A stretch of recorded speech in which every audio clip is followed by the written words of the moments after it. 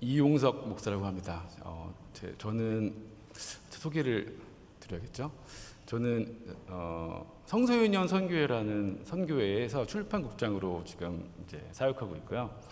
그리고 제일 결정적인 저희 소개는 제가 은평교회 성도로 지금 출석하고 있습니다. 네. 더 하나 덧붙이면 여러분과 친해지고 싶어서 제가 이 동네 어릴 때부터 계속 살았거든요. 지금까지도. 저희 어머니는 지금도 길 건너 삼익파크 살고 계시고요. 그래서 오늘 엄마 만나는 기분으로 고향 같은 곳에서 이렇게 말씀을 전하게 되었습니다.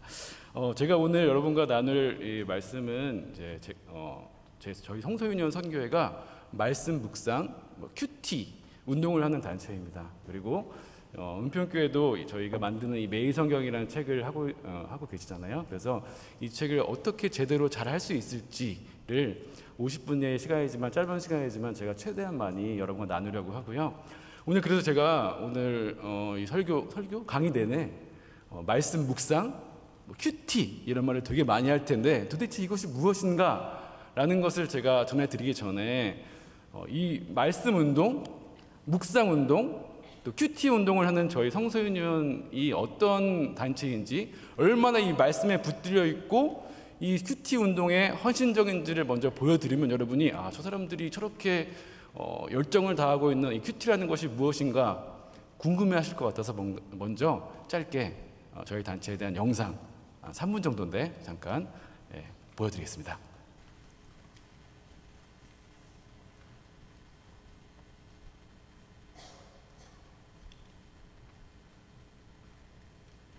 한국 땅에 성서윤희원의 씨앗이 뿌려진 건 1906년입니다. 당시 한국 사회는 정치, 외교적 격동 속에서 혼란스러웠지만 교회는 혼란의 틈바구니를 뚫고 타오르는 부흥의 불길에 사로잡혀 있었습니다. 이를 눈여겨본 국제성서윤희원은 도기찬 씨를 어린이 전도자로 임명하고 성서윤희원 성경일기표를 보급했습니다. 그리고 40년이 지난 1966년 영국 의료 선교사 한 분이 한국 땅을 밟습니다. OMF 소속의 피터 패티슨, 한국명으로 배도선 선교사입니다. 배 선교사는 한국교회 성도들이 기도에는 열성적이지만 성경을 많이 읽지 않는 것을 발견합니다. 배도선 선교사는 동료 OMF 선교사들과 논의 후 국제성서윤희원에 도움을 요청했습니다. 배 선교사님은 성서윤희원 출발할 때 중요한 역할을 하셨지만 원래 의사잖아요. 소아 폐결핵 전문 의사거든요. 그러니까 그 일도 하고 성전인 일도 하고 뭐 여러 가지 하니까 바쁘시고 그런데 콰이타임을 매일 할 뿐만이 아니고 사모님하고 식사 시간에 그 쉐어링을 한대요. 그러니까. 그래가지고 이제 그게 저한테는 그 당시에 굉장히 인상적이었어요. 1972년 6월 성서윤희원 동서아시아 지구 총무인 데이비드 첸이 한국을 방문해서는 위원회를 구성하고 윤종아를 초대 간사로 임명한 후 역사적인 발걸음을 시작합니다. 한국 성서윤희원은 본격적으로 묵상지 출간을 준비합니다. 그리고 1973년 1월 매일 성경을 출간했습니다. 성서윤희원은 한국 교회가 소위 큐티, 매일 성경을 읽으면서 그 큐티의 문화를 처음으로 만들었다고 해도 과언이 아니에요. 그건 한국 교회로 하여금 성경을 매일 읽고 묵상하게 하는 데는 엄청난 공헌을 했습니다. 그리고 지금도 아마 거의 대부분의 교회가 성서윤희원 교재를 사용하지 않나 싶고요. 제가 다니는 교회도 역시 지금 그대로 사용을 하고 있습니다. 그런 점에서 참 감사하고요. 그러나 묵상지에 대한 한국 교회의 첫 반응은 거의 무관심에 가까웠습니다. 성서윤희원 선교회는 OMF, YWCA 등 초교파 단체와 지역교회 목회자들과 함께 성경 읽기 운동에 불을 지폈습니다. 성경 읽기의 밤에서 윤종아 총무는 매일 규칙적이고 계획적인 성경 읽기를 통해 신앙의 힘을 키워야 한다고 강조했습니다. 이때부터 점차적으로 성경 읽기와 묵상 운동이 확대되어 1976년에 마산지부를 시작으로 전국에 지부가 설립되었습니다. 하나님의 은혜로 시작했고 하나님의 은혜에 반응한 수많은 사역자들과 자원봉사자들은 눈물과 땀으로 지난 50년을 걸어왔습니다. 그리고 앞으로도 계속 걸어갈 것입니다. 다시 새롭게 시작하는 걸음에도 하나님의 은혜가 가득하기를 위해 계속 기도해 주십시오.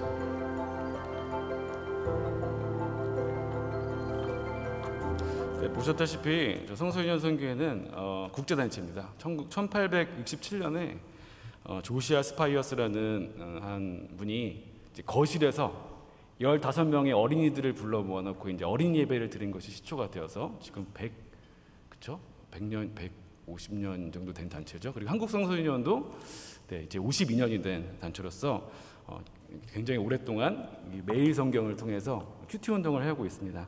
오늘 제가 그래서 여러분과 나눌 말씀은 이 매일 성경으로 어떻게 묵상을 하는 것인가에 대해서 나누려고 하고요. 근데 이거 사실 묵상, 큐티라는 것이 굉장히 거창해 보이고 어려운 것 같지만 사실 여러분이 다 어느 정도는 하고 계신 겁니다. 하고 계실 텐데 이걸 여러분이 하고 계신 것들을 잘 이렇게 모아서 이 묵상이라는 것으로 어떻게 잘 빚어갈 수 있을까를 여러분과 나누려고 하고요. 제가 오늘 유인물을 나눠드렸는데 여기 있는 거 함께 읽어보시고 또 괄호에 하나하나 답을 우리가 찾아가면서 나눠보면 좋겠습니다.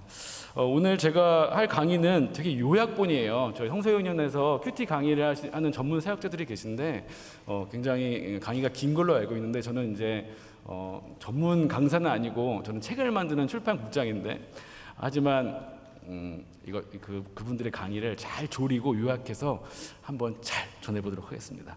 네, 오늘 제가 처음에 나눈 말씀이 로마서 12장 1절에서 2절 말씀이었죠. 여러분 제가 질문 하나 드리겠는데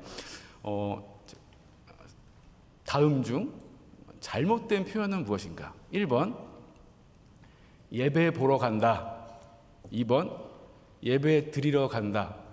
3번 예배하러 간다. 자, 세 개 중에 잘못된 게 아니라 잘된 표현 몇 번일까요? 네? 2번이요. 예배 드리러 간다. 네.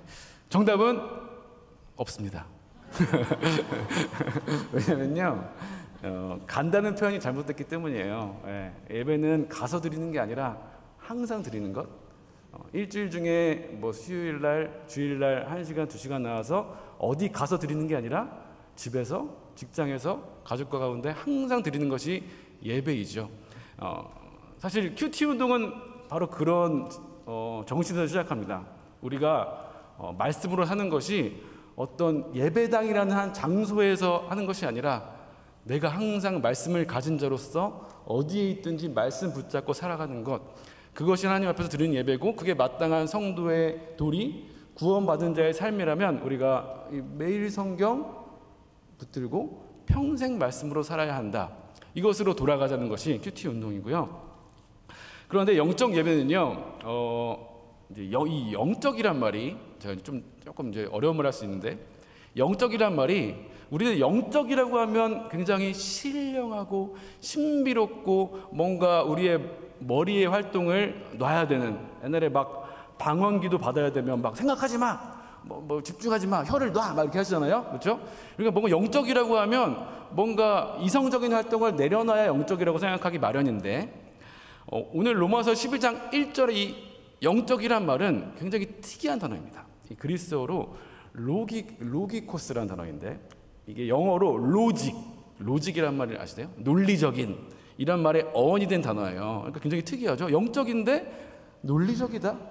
이 당시 사람들은요, 이 로마 사람들은 뭔가 되게 합리적이고 논리적이고 뭔가 이치에 맞을 때 영적이다, 신령하다라고 말을 했었나 봐요. 그래서 바울이 이 표현을 그대로 여기 갖다 놨는데, 그래서 하나님이 받으시는 이 일상의 예배는 합당한 예배입니다. 여러분 성경 중에 좀 성경책, 이 좋은 성경책이 있으신 분들은 이 합당한에 이렇게 1번이 이렇게 있을 수도 있어요. 그런 성경은 되게 좋은 성경이거든요. 거기에 보시면 합당한이라는 말이 되어 있습니다. 네. 합당한 예배란 무엇이냐면요, 그냥 나는 아무것도 하지 않고 하나님께 맡깁니다, 마음대로 하세요가 아니라 내가 어떻게 하면 하나님의 말씀을 따라서 하나님의 말씀과 합당한 삶을 살 수 있을지를 항상 분별하고 고민하고 결심하고 결행하며 살아가는 것, 이것이 바로 우리가 24시간 숨 쉬듯이 드려야 하는 예배라는 것이죠. 그게 바로 영적 예배입니다. 2절에 이런 말씀이 나옵니다. 본받지 말고 변화를 받아라. 이것도 제가 조금 어려울 수 있는데, 이게 영어로 보면, 영어 성경에 보면요, 본받지 말고는 conform으로 되어 있고요, 변화를 받아는 트랜스폼으로 되어 있습니다. 그런데 보시면요, 제가 나눠난 이거 영어를 영어가 상관없이 폼이란 말이 똑같죠. 폼이란 말이, 폼은 폼 잡지 마 할 때 그 폼입니다. 어떤 형태, 세상의 어떤 모습들, 세상의 모양들, 교회 밖의 불신 세계. 그런데 이 con, 콘은요, 뭔가 비슷해지는 것을 말하고요, 트랜스는 여기 있는 trans, 우리 도란스 있잖아요. 도란스, 그렇죠? 트랜스, 다른 것, 바뀌는 것을 말합니다. 그러니까 하나님이 원하시는 것은 이 교회 밖에 세상에 어떤 모습이 있어요. 모양이 있어요. 세상 사람들이 그들이 좋아하고 그들이 상식이라고 생각하면서 살아가는 모습이 있습니다. 저도 이제 저희 은평교회 저희 애 셋이 다니고 있는데, 이제 첫째가 이제 중2 올라갑니다. 그러다 보니까 자녀를 키워보니까 목사도 별 수 없더라고요. 이거 어떻게 키워야 되지? 애들은 이것도 시킨다 그러고 이것도 시킨다 그러는데 내가 이 세상의 모양에 이 애를 맡기는 게 가능할까? 내가 따라가는 게 이 목사로서 내 형편에 가능할까? 되게 걱정될 때가 많은데, 이 말씀이 저한테 말하고 있는 것이죠. 컨펌하지 마라. 세상의 모양을 그냥 순응하며 따라가는 것이 그리스도의 삶이 아니라 트랜스하는 것이다. 다르게 사는 것. 세상의 모양에 휩쓸리지 않고 거스르며 어떻게 하면 내가 저기에 물들지 않고 다르게 살 수 있을지를 영적, 합당하게 고민하며 매일매일 살아가는 것, 그것이 바울은 우리에게 영적 예배라고 말하고 있는 것입니다. 여기 가로가 있는데, 그래서 이런 말을 되게 좋아합니다. 생각하는 대로 살지 않으면 사는 대로 생각하게 된다. 생각하는 대로 살지 않으면 사는 대로 생각하게 된다. 그렇죠? 우리는 말씀을 가지고 매일 묵상하며 말씀 붙들고 말씀으로 세상을 비추며 혹은 세상을 분별하며 살지 않으면, 생각하며 살지 않으면 그냥 살면서 사라지는 대로 이게 말씀인지 세상의 모양인지도 분별을 포기한 채 그냥 흘러가는 대로 살아갑니다. 이게 우리가 하고 있는 영적 싸움이고 신앙의 싸움이죠. 이 신앙의 싸움을 위해 우리에게 필요한 것이, 저희 성서 유니온은 매일 성경을 묵상하는 것이라고 생각합니다. 아까 영상에 나왔지만 이제 성서 유니온, 한국 성서 유니온의 이제 초기에 있었던 그 초기 간사, 초기 총무님이 윤종화 장로님이라는 분인데, 그분이 이런 책을 썼어요. 성경 묵상과 우리의 구원. 성경 묵상과 우리의 구원. 굉장히 도발적이고 제목이죠. 성경 묵상과 구원. 근데 이런 말입니다. 구원이라는 것이, 그렇죠? 구원받은 자로서 구원받기 위해, 그렇죠? 성경에 보면 바울이, 물론 우리는 구원받은 자이죠. 우리 구원은 절대로 흔들리지 않습니다. 하지만 바울은 내가 이미 받았담도 아니요 표대를 향해 달려가노라 하면서 마치 자기의 구원이 확정되지 않는 것처럼 항상 말씀 붙잡고 영적인 긴장을 유지하며 살았거든요. 근데 이게 바로 구원의 확신을 가지는 사람의 영적인 자세인 겁니다. 매일매일 하나님의 말씀 가운데 세상을 분별하며. 그래서 매일 성경을 묵상해야 하는 이유는요, 구원받은 자로서 혹은 구원받기 위해. 이 둘은 같은 말입니다. 구원의 확신과 영적인 긴장은 함께 갑니다. 이게 성경적인 것이죠. 매일 성경은 이 분별하는 삶, 영적인 예배, 매일의 예배 가운데 필수적인 우리의 성도의 자세인 것이죠. 근데 이제 제가 계속 성경 하니까, 매일매일 묵상하니까, 이게 성경을 읽는 것인데, 매일 성경을 읽는 것이 어떻게 보면 국어 같긴 합니다. 국어 잘하는 사람은 성경 잘 읽을 것 같잖아요. 그렇죠? 우리가 결국 책을 읽고 이거를 이렇게 이해하고 적고 한다는 것이 국어 같잖아요. 그런데 이 큐티를 묵상을 과목에 비유한다면 사실 국어가 아니라 어떤 과목일 것 같으세요? 체육에 가깝습니다. 체육에 가깝습니다. 묵상이라는 것은요, 단지 내가 말씀을 읽고 뭐 이거를 우리가 예배드리고 설교를 듣고 하는 것도 똑같겠지만 말씀을 듣고 깨닫고 아, 은혜롭다, 아, 말씀 참 좋다, 참 평안해진다고 끝이 아니라 오늘 말씀도 바울이 그랬잖아요. 그러므로가 필요합니다. 그래서 그러므로 무엇을 해야 하는가?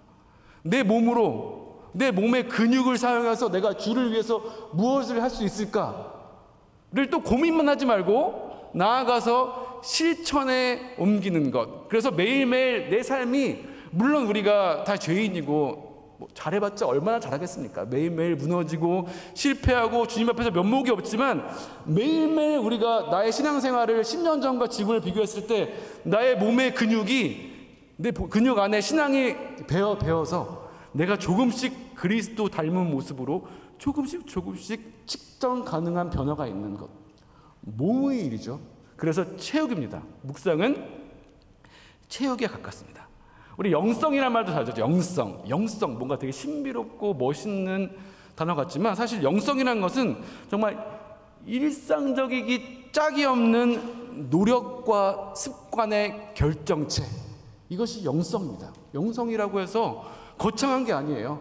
우리가 어떤 사람이 예수 믿고 변했다 할 때 우리가 뭘 보면 알 수 있습니까? 그 사람이 뭐 성경을 뭐 몇 독했더라, 뭐 말을 멋있게 한다더라, 어떤 훈련을 받았다더라. 그것도 중요하지만 그 사람의 삶의 습관이 변한 것을 보고 우리는 저 사람 변했네 라고 말을 합니다. 이것을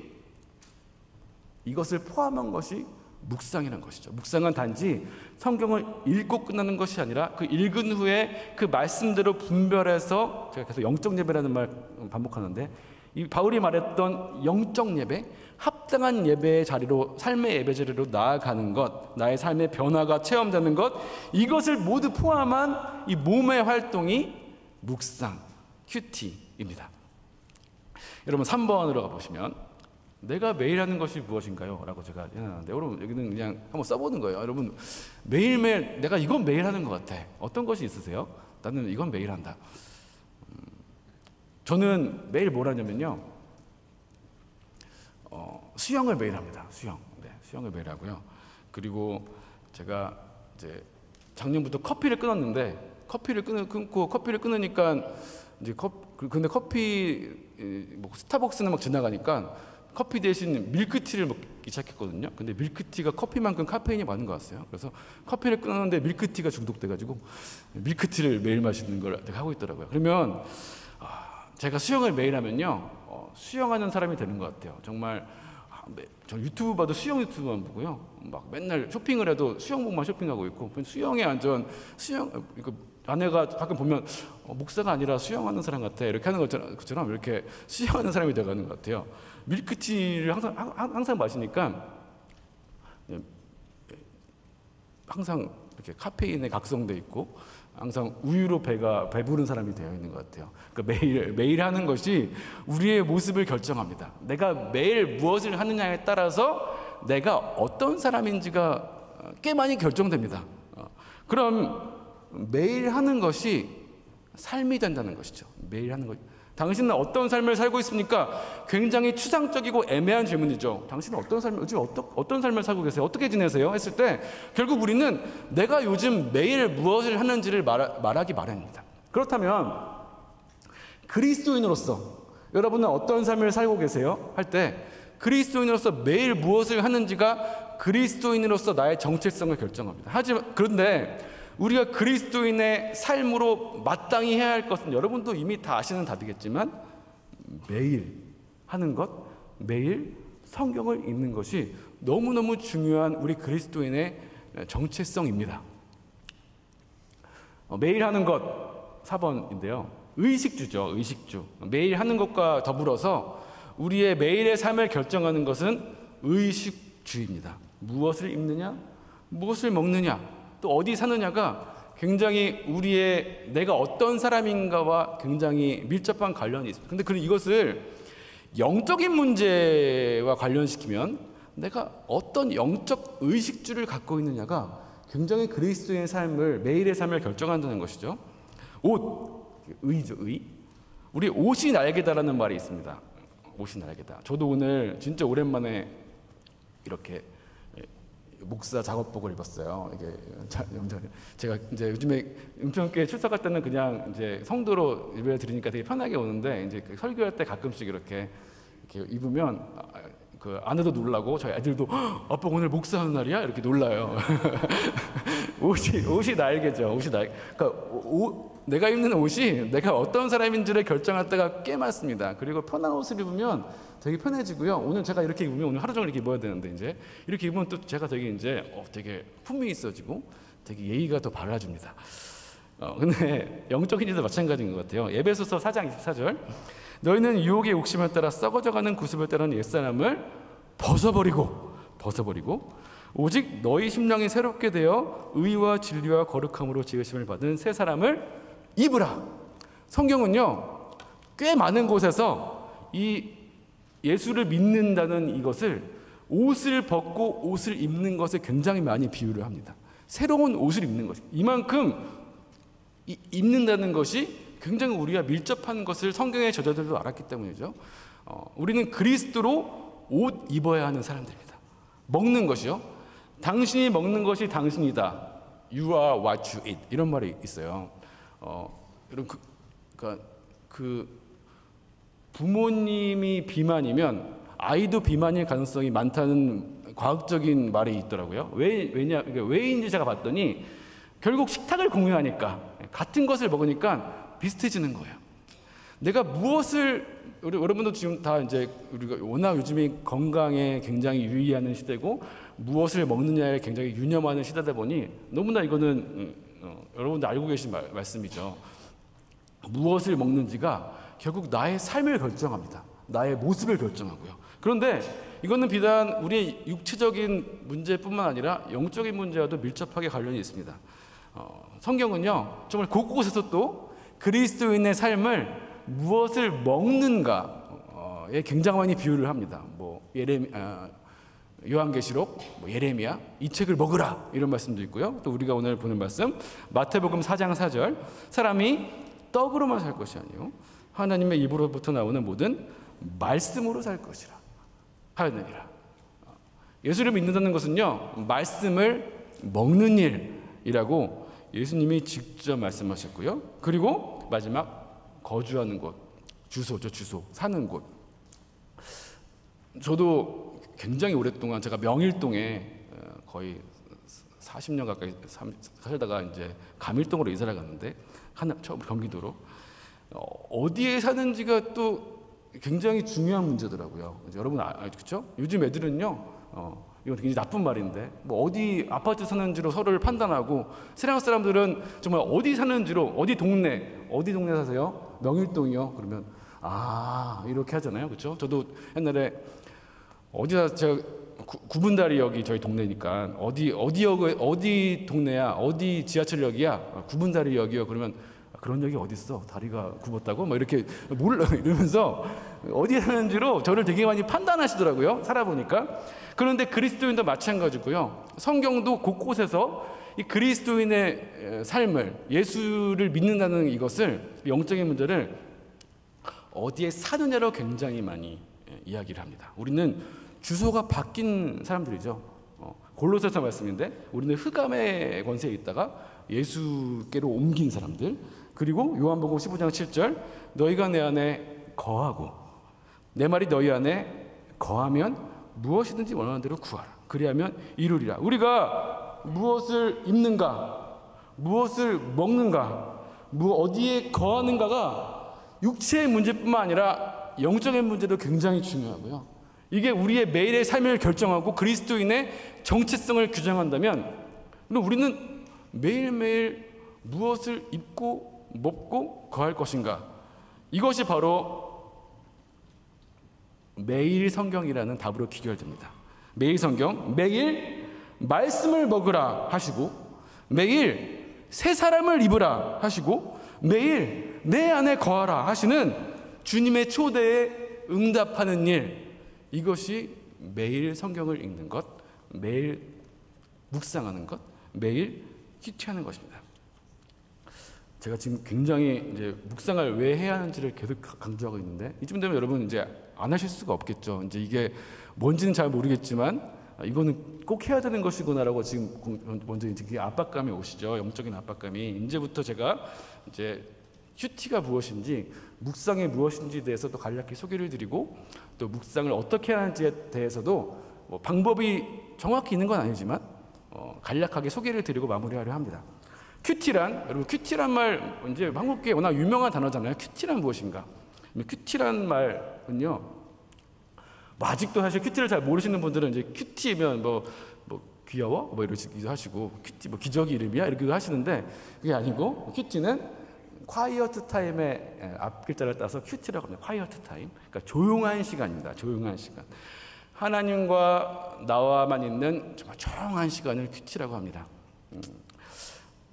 그러니까 세상이 굉장히 바쁘고 쉼없고 요란하게 돌아가잖아요. 그리고 우리는 워낙 이 분주한 삶에 익숙해서 뭔가 조용하면 어색해해요.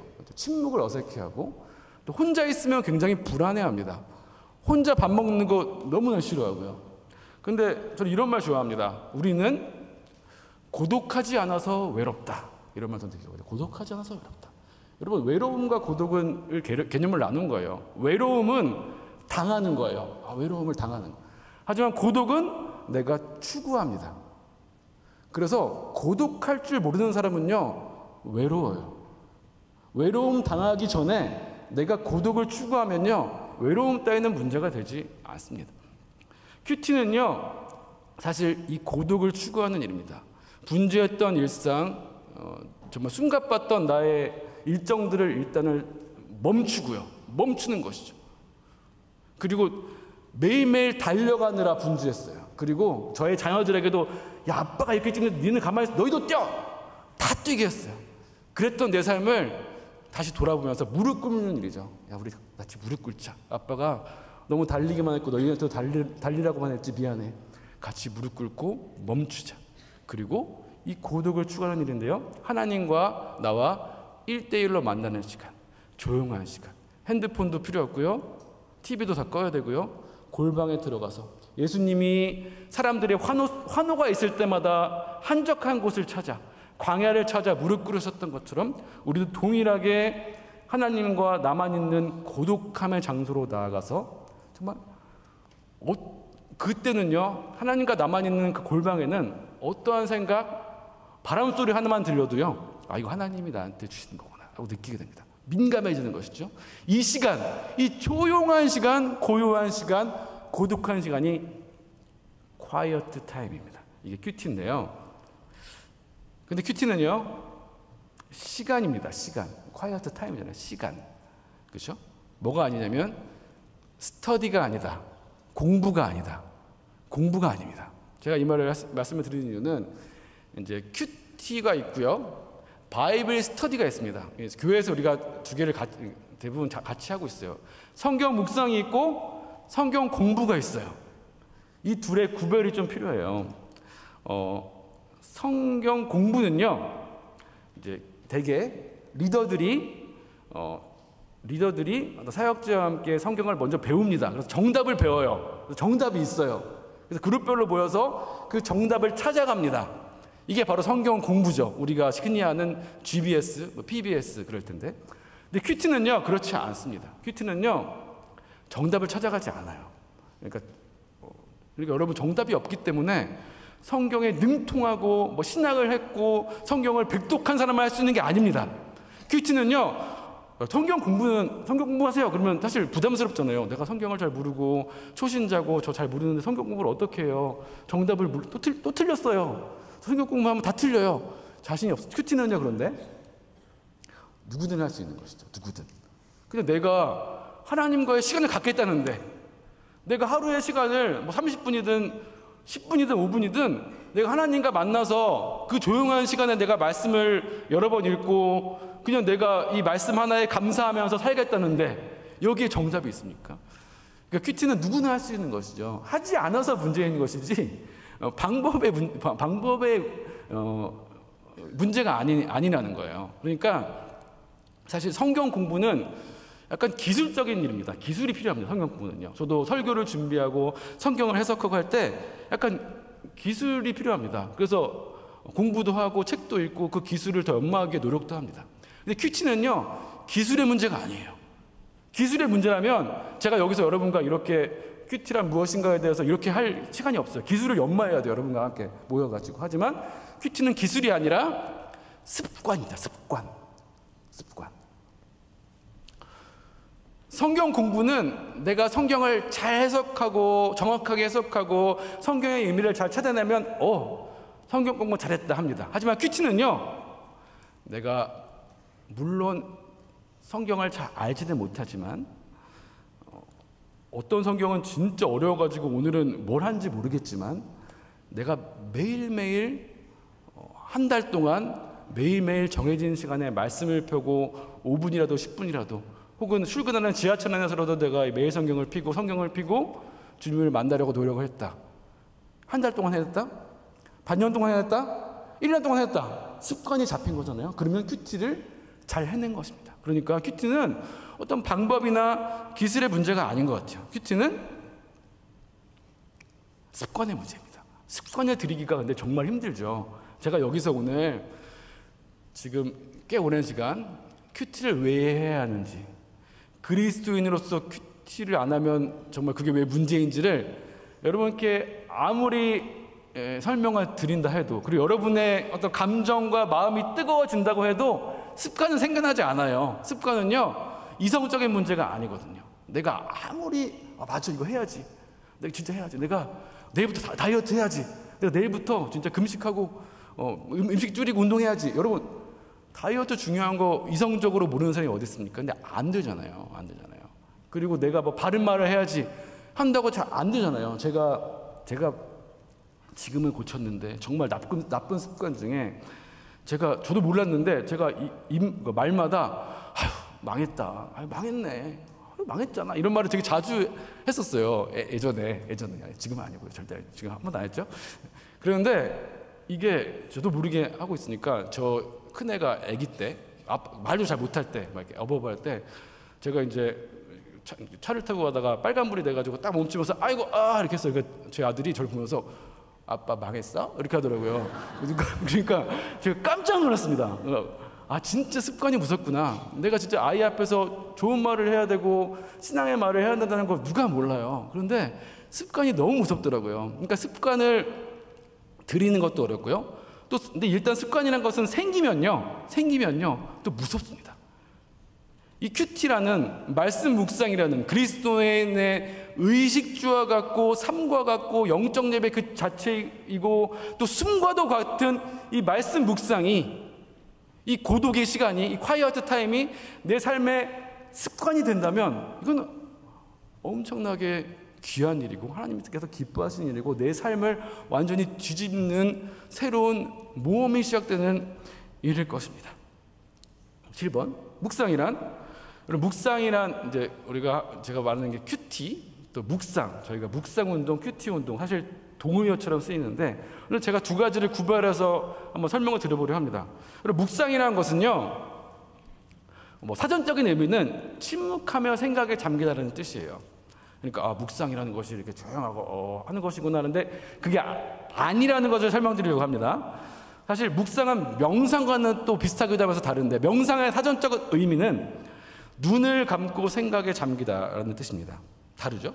묵상은 침묵하며 잠기다, 명상은 눈 감고 잠기다. 그러니까 이거를 구별을 하고 싶어요. 명상이라는 것이 눈을 감고 외부의 소음을 차단하는 것이라면, 묵상은 왜 침묵하는가? 내가 만들어내는 소음이요. 내가 만들어내는 소음을 잠재우는 시간입니다. 내부의 소음이죠. 이게 무슨 말이냐면요, 우리는 자꾸 이제 이게 또 한참 큐티 열풍이 불었을 때 큐티의 문제점이기도 했는데, 우리는 자꾸 말씀을 이용하려고 해요. 말씀을 딱 폈을 때 오늘 내게 이 말씀으로 내가 복받고 은혜받고 내 걱정이 풀리고 내 앞길이 인도되고 뭔가 젊게 받듯이 혹은 이 말씀을 통해서 내가 나의 어떤 삶을 합리화시키고 정당화하기 위해서 말씀을 이용할 때가 많죠. 그렇죠? 이게 말씀 읽기에서 가장 우리가 두려워해야 할 우리의 죄성인데요. 그래서 묵상이라는 것은 그렇습니다. 내가 만들어내는 어떤 소음을 잠재우는 것이죠. 내가 딱 말씀을 폈을 때 이 말씀을 내가 편리하게 이용하고 조종하는 나의 소유가 아니라 이 말씀은요, 나의 의도에 종속되지 않는 인격적인 존재입니다. 그러니까 내가 이 말씀을 어떤 도구화시킬 수가 없는 거예요. 이 말씀은 생명력이 있습니다. 이 말씀이 나의 조종과 통제를 받지 않아요. 이 말씀은 이 자체로 약동하고 뛰어놀려고 하고 있습니다. 그러니까 이 말씀을 펴서 그냥 내 삶에 뛰어놀아라. 내 삶을, 이 말씀이 내가 말씀을 읽는 것이 아니라 이 말씀이 나를 읽고 내 삶을 인도하도록 이 말씀이란 존재 안에 나의 삶과 시간을 맡기는 것, 이것이 이 묵상의 의미라는 것이죠. 이런 의미에서 침묵이란 것입니다. 침묵이란 것이 큐티는 그냥 조용하게 있어야 되는 것은 아니라, 이런 뭐 관상기도 이런 게 아니라, 묵상은 나의 욕심, 나의 내부의 욕심의 소리, 이 말씀을 조종해서 나의 삶을 어떻게 정당화해보려는 나의 내부의 어떤 욕심에 대한 침묵을 말하는 것이 이 침묵의 묵입니다. 묵상이란 것입니다.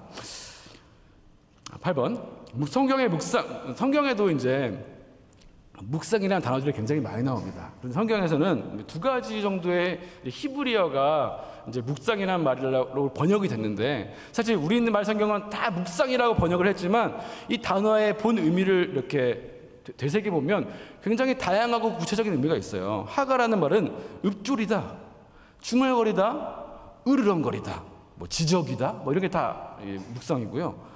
또 시야으란 말도 묵상인데, 말하다, 읊조리다, 숙고하다, 이런 것들이 다 성경이 말하는 묵상의 어떤 모양입니다. 그러니까 성경이 말하는 묵상은 이런 것이구나, 뭔가 역동적이죠. 그러니까 뭔가 내가 뭔가를 중얼거리고 말씀을 되뇌이고 말씀을 암송하고 하려고 하는 어떤 나의 적극적인 행위가 있으니 역동적이죠. 소통이 있습니다. 하나님과 나와의 대화의 시도인 것이죠.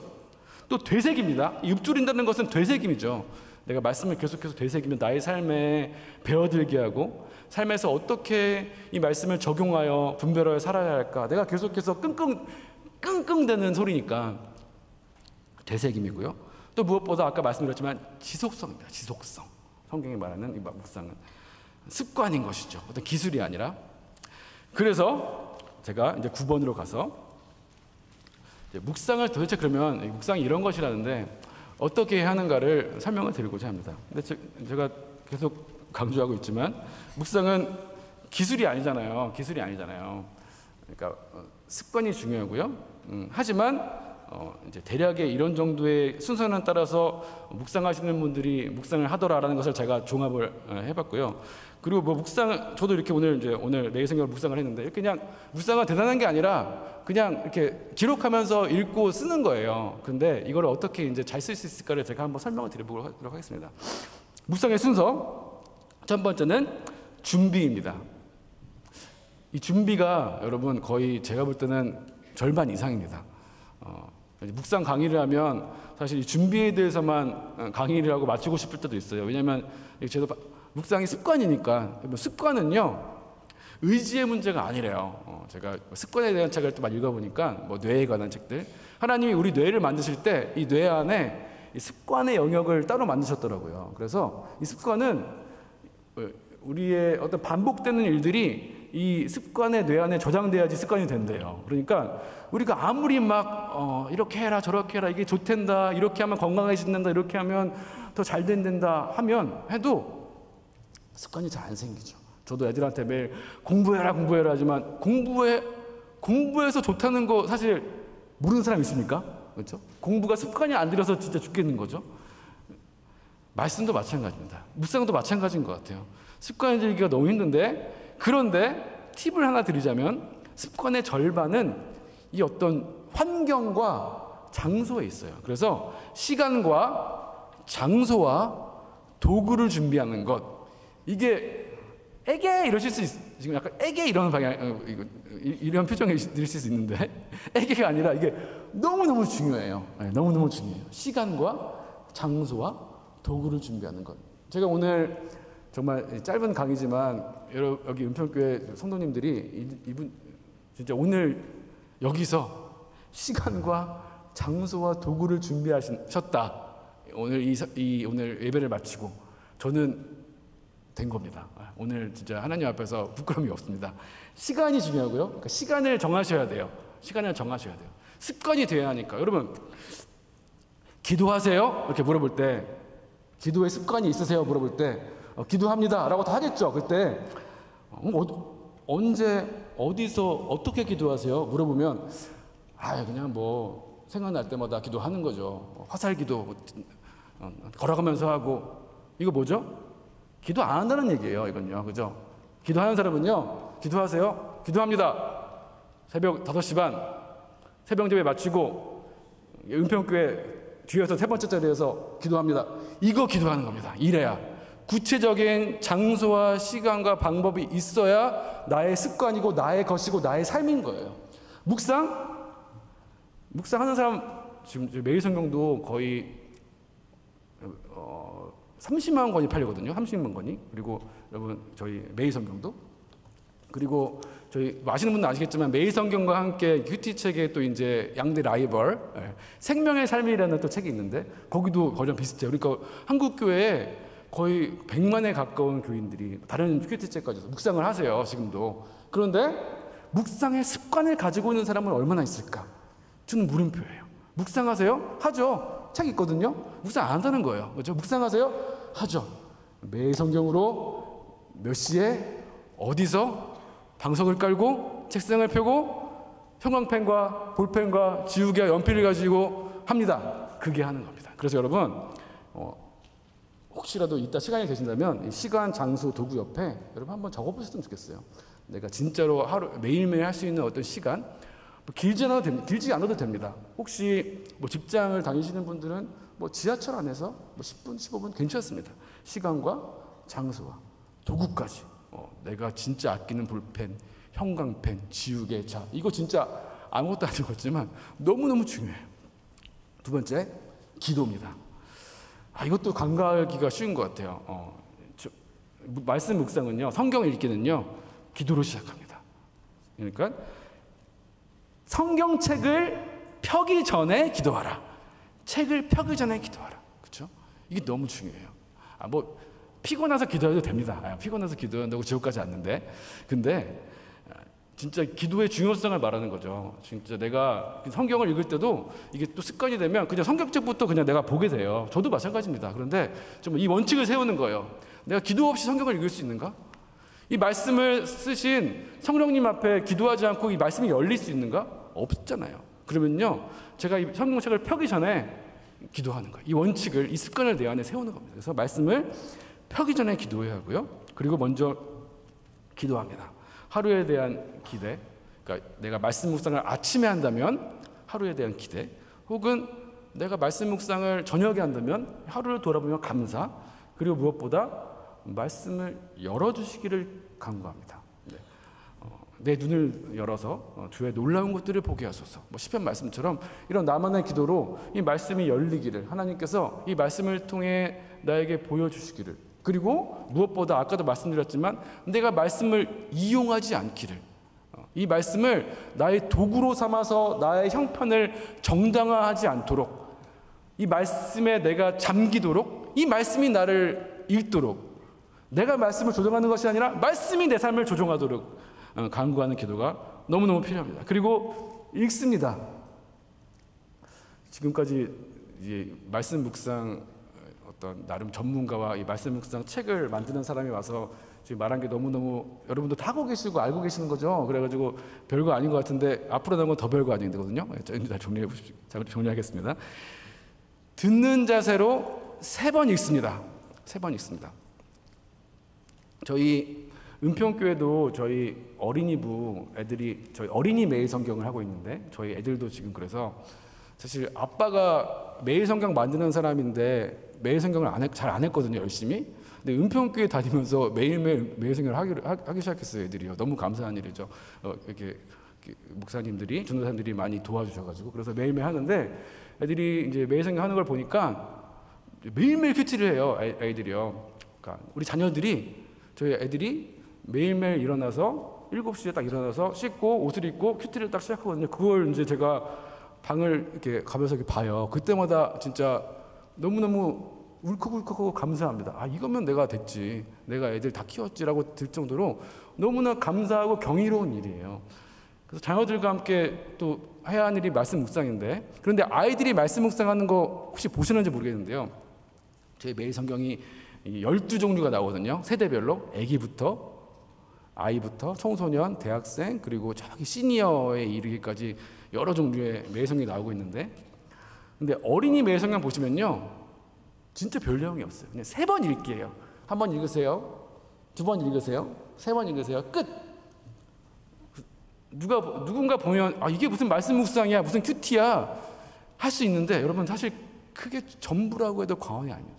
우리가 말씀을 읽을 때요, 그냥 우리는 사실 어떤 문화에 길들여져 있냐면, 내가 1독을 얼마나 빨리 하는가, 내가 1년 안에 몇 독을 할 것인가, 내가 얼마나 많은 분량을 읽어냈는가, 그 횟수로, 그 어떤 질량으로 우리가 그냥 성경을 읽기를 판가름할 때가 많은데, 물론 그것도 너무나 중요하지만 성경 묵상에서 중요한 것은요, 어떤 많은 분량을 읽어내는 것이 아니라 하루에 정해진 분량이 많지 않습니다. 이 분량을 내가 정말 내 생애 최초로 나는 이 말씀을 쭉 지나가면서 읽었는데, 오늘 처음으로 마주하여서 3번을 읽는데 정말 천천히 읽는 겁니다.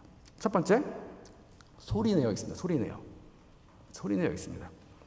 여러분, 성경은 원래 듣는 책이었어요. 그렇죠? 성경은 듣는 책이었어요.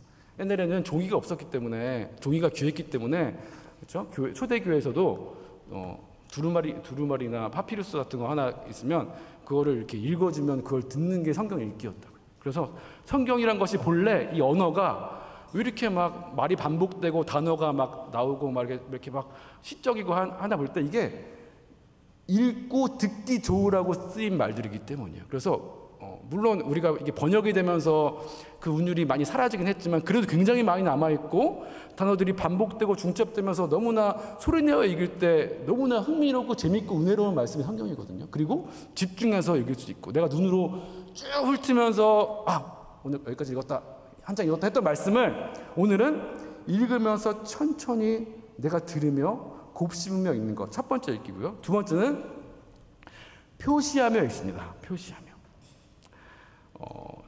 이게 표시하는 것이 진짜 별거 아닌 것 같은데 너무 중요합니다. 그러니까 이제 표시에 또 오해가 있어요. 큐티 하시는 분들 보면 이 표시에 모든 걸 걸어요. 그래서 막 큐티 했다고 보면, 특히 막 저희도 이제 중고등부 오랫동안 사역할 때 보면 중고등부 애들한테 큐티 시키면 큐티를 다이어리 꾸미기처럼 해요. 그래가지고 안에 보면 막 난리가 나고, 그림도 있고 막 빨간 빠진 옷 파남보에 막 줄 있고 포스트잇 붙이고 난리가 나는데, 그 끝이 그거 하다가 지쳐요. 이제 큐티 다 했어요. 그 다음 삶은 몰라요, 다 했어요, 문상 주세요, 이렇게 하거든요. 그러니까 표시가 너무나 큐티를 돕는 도구인데, 이 표시에 너무 사활을 걸면 안 돼요. 내가 막 동그라미. 그래서 자꾸 큐티하는 분들이 큐티 강의에서 표시하는 법 가르쳐야 돼요. 동그라미는 언제예요? 세모는 언제예요? 밑줄은 언제 그어요? 형광펜은 언제 써요?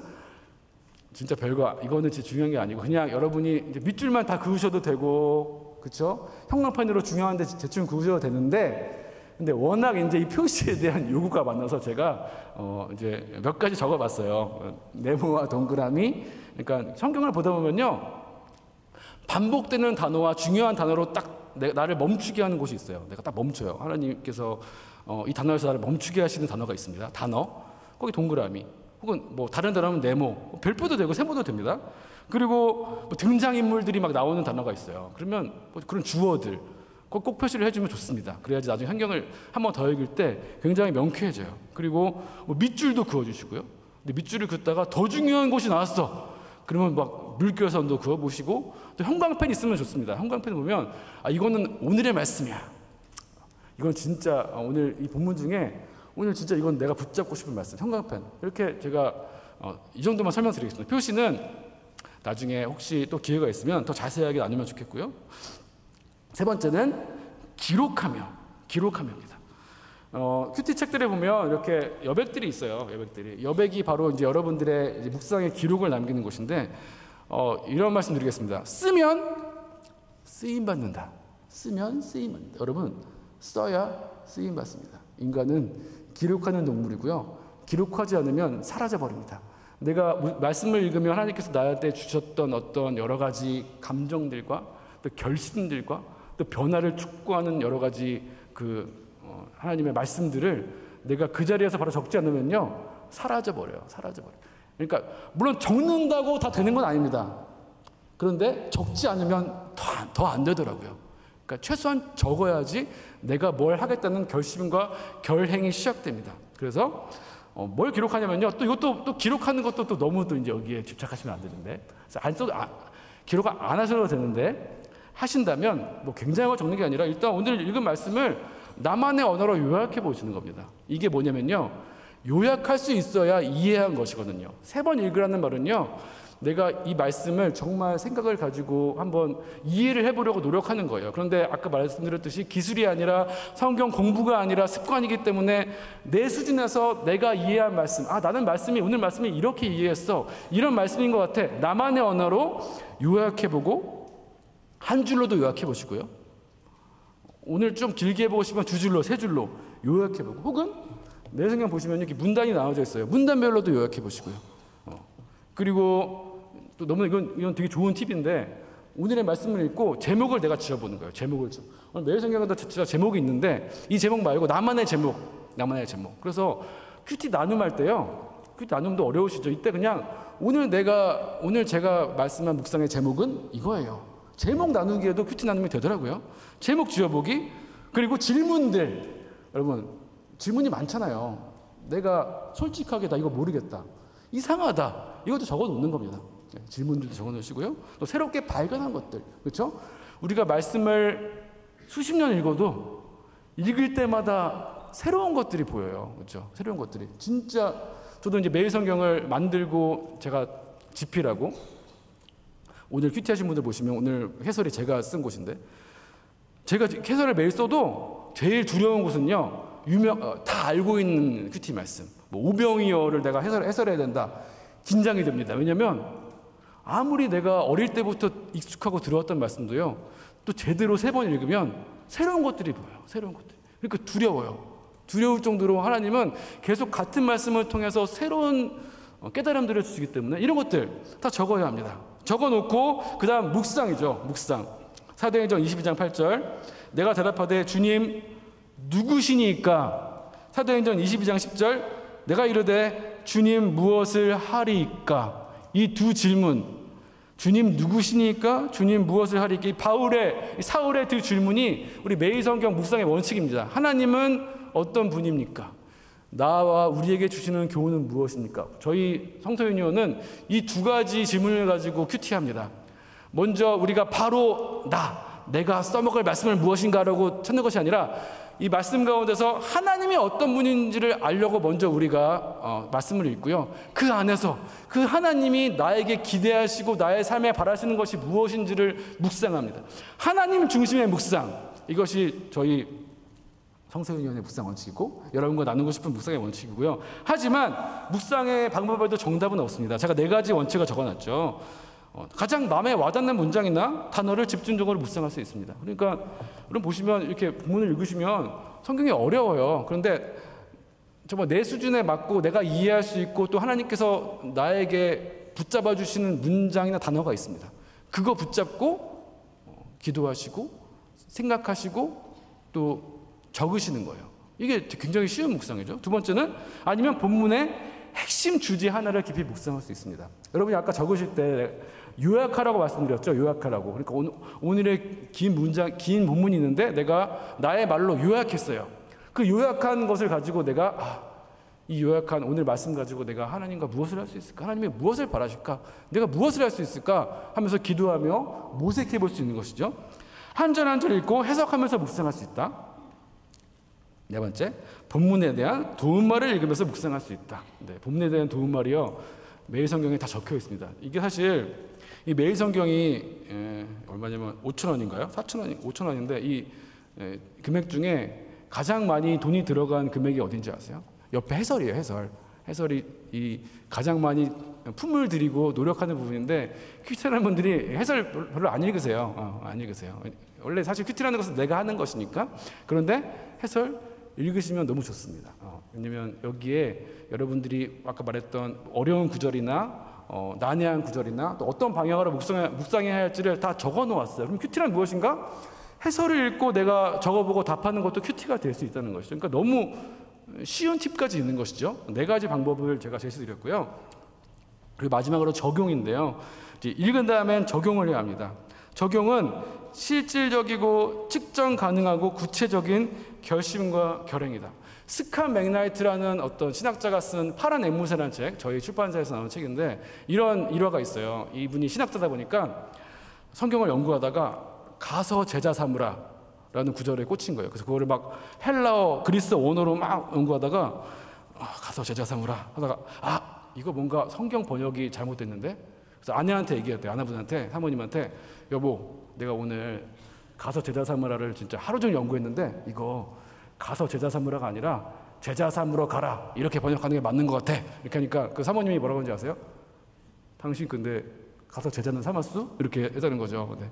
그러니까 우리가 말씀을 이렇게 연구하고 읽기만 하고 결국 실행하는 데는 굉장히 더딜 때가 많습니다. 사실 아까 말씀드렸지만 묵상은 몸의 일이고 체육입니다. 그래서 결국 우리가 지금까지 이렇게 말씀을 묵상한 이유는 살기 위해서거든요. 그러기 위해서는 애매해서는 안 되고요. 내가 주님께서 뭐 하라 하셨다면 그거는 해야 합니다.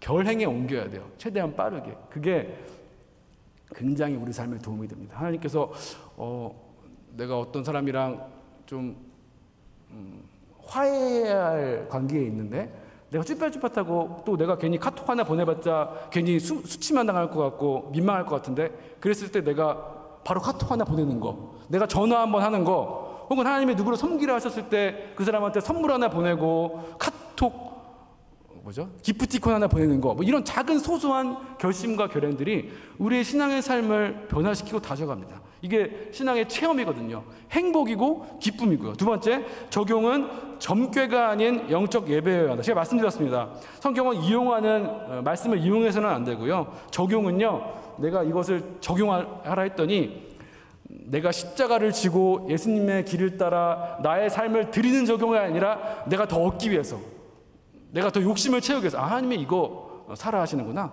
하나님이 이거 뺏으라 하시는구나, 하나님이 이런 적용은 영적 예배가 아니라는 것이. 영적 예배는 아까 말씀드렸듯이 12장 1절 합당한 예배, 말씀에 합당한 적용을 해야지 점괘처럼 나의 삶을 합리화하는 적용은 곤란합니다. 3번, 적용은 해치우는 게 아니라 말씀과 연결되어야 하는 일이어야 한다. 아까 제가 1번에 적용이 실질적이고 결심과 결량이라고 하니까 내가 매일 뭐 하나씩 미션 수행하듯이 뭔가 다 해야 하는 어떤 그런 미션 수행은 아닙니다. 어떤 날은요 적용거리가 없을 수도 있어요. 하지만 중요한 것은요, 내가 항상 말씀과 연결되어 있다는 것이고요. 여러분, 제가 여기 밑에 우리의 적용은요 피리가 아닌 백파이프다. 백파이프 아세요? 백파이프. 거기 스코틀랜드는 붕 부는 악기인데요. 피리는요 삑 부는 대로 소리가 나요. 불면 소리 나고 안 불면 소리가 안 나는데, 백파이프는요 여러분 소리를 이렇게 훅 불어서 이렇게 모아놨다가 훅 불어 놓아놨다가 이렇게 연주를 해요. 그러니까 소리를 모아놨다가 쓰고 싶을 때 손을 딱 열어가지고 연주를 하거든요. 이게 백파이프의 원리인데, 적용이 이런 것 같아요. 우리 안에 적용이 쌓이고 말씀이 쌓이면요, 내가 매일매일 할 거리를 찾는 게 적용이 아니라 내 안에 말씀이 쌓이고 내가 말씀에 잠기고 내가 말씀의 사람이 되면요, 그 말씀을 실행에 옮겨야 할 때, 그 말씀이 나에게 힘이 되어야 할 때, 어떤 위기나 판단과 선택의 순간에 그 말씀이, 그 쌓인 말씀이 적용이 되어서 우리 삶을 이끕니다. 이게 말씀이 백파이프 같다는 것을 말씀드린 것이고요. 마지막 마무리합니다. 기도요. 기도로 마무리하시면 묵상이 끝납니다. 그리고 기도문을 써보면 너무 좋은 것 같아요. 기도문을 써보면, 그러니까 마지막에 주님께 드리는 오늘 말씀을 통해서 기도문을 쓰면 이것도 너무나 좋은 나의 감사의 기록, 말씀의 기록이 되어서 우리 삶을 조금씩 이끌어가고 변화시켜 갈 것입니다. 여러분, 제가 마지막으로 시 하나 읽어드리고 끝내겠습니다. 정우승 시인의 무릎이라는 시인데요. 무릎. 너도 무릎을 꿇고 나서야 비로소 사랑이 되었느냐. 너도 무릎을 꿇어야만 걸을 수 있다는 것을 아는 데에 평생이 걸렸느냐. 차디찬 바닥에 스스로 무릎을 꿇었을 때가 일어설 때이다. 무릎을 꿇고 먼 산을 바라볼 때가 길 떠날 때이다. 낙타도 먼 길을 가기 위해서는 먼저 무릎을 꿇고 사막을 바라본다. 낙타도 사막의 길을 가다가 밤이 깊으면 먼저 무릎을 꿇고 찬란한 별들을 바라본다. 무릎 꿇음으로 일어나고 걷고 멀리 볼 수 있다는 시인데요. 우리의 말씀 묵상도 그러합니다.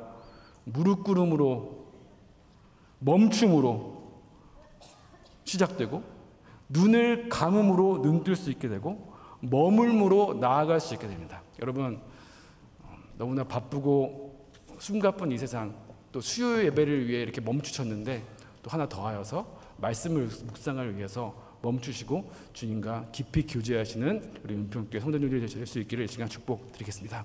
기도하겠습니다. 하나님 감사합니다. 우리는 너무나 전진해야 하고 달려가야 하고 멈출 수 없는 세상을 살아가고 그 세상의 모양이 우리에게 순응하도록 강요하지만 하나님, 우리가 멈추어서 하나님 말씀에 붙들릴 수 있도록 인도하여 주시옵소서. 예수님의 이름으로 기도합니다. 아멘.